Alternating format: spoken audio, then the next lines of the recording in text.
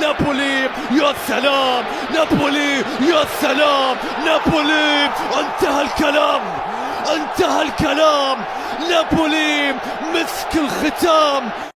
اخيرا اخيرا اخيرا الدوري الايطالي انتهى خلاص، خلصت بعد منافسه طويله ولحد اخر دقيقه قاعدين نقول انتر اللي هيكسب ولا نابولي. لا، نابولي قال كلمته، قال احنا الابطال.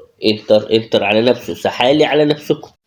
رغم ان التعادل اللي فات او اللي قبله كان اثبت ان ممكن لا انتر يرجع، لكن انتر فرط في الفرصه، ولسه نابولي كان المتصدر، ولسه لسه لسه كان بيحلم باللقب.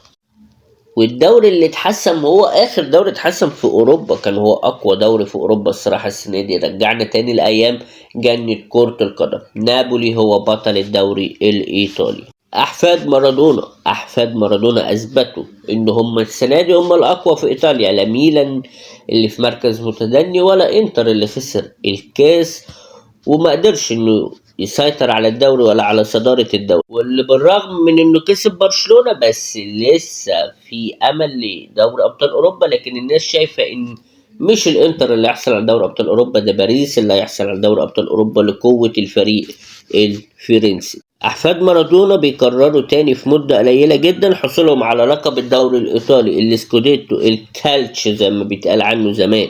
من ساعة ما تصدروا وهم مسكوا في الدوري بإيديهم وسنانهم، محدش هيحركنا من الصدارة، احنا أبطال إيطاليا. لا تقول لي بقى يا عم الحاج لا سحلية ولا مش سحلية، لا كسب برشلونة ولا خسر من برشلونة، احنا أبطال الجنوب، خدنا الدوري وباي باي إيطاليا. والعيون كلها بص على ماكتوموني ولوكاكو، الاتنين كانوا بيلعبوا في مانشستر يونايتد، وادينا شايفين لاعب ريال بيتيس انتوني. كل اللي بيخرج من مان يونايتد بيتألق وبيحصل على الألقاب، واليونايتد ادى الفرصة وادى اللقب الأول، معرفش من امتى ادى اللقب الأول لتوتنهام. كين خرج من توتنهام، كين حصل على البطولة وتوتنهام حصل على البطولة، وبرضه لسه اليونايتد فقير ومش قادر يحصل على أي بطولة. أبناء سيميوني متألقين. سيميوني أثبت إنه مدرب رائع جدا جدا جدا، وقادر إنه يوصل الفريق دوت للمنافسة على كل شيء، لكن ما قدرش إنه يحصل لا على الكاس ولا إنه يقدر يحصل على الدوري. أما كونتي فهو متألق مع نابولي، وقدر إنه يبني الفريق وقدر إنه يحصل على اللعيبة اللي هو عايزها واللي تفيده بجد. نابولي تاني نقولها وهنفضل نقولها طول الفيديو، نابولي هو بطل الدوري الإيطالي.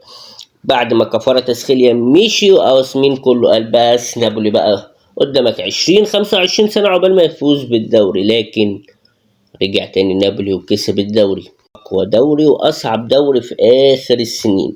مفيش دوري أنا شفته في آخر السنين في إيطاليا محسوم أو غير محسوم لحد آخر دقيقة أو آخر لحظة من الدوري. جماهير نابولي نابولتانو الآن أكيد بيحتفلوا في الجنوب الإيطالي مدينة نابولي، المدينة المجنونة بكرة القدم، اللي بعد ما كسبوا البطولات مع مارادونا قالوا للي ميتين وفي المقابر لو تشوفوا اللي فاتكم.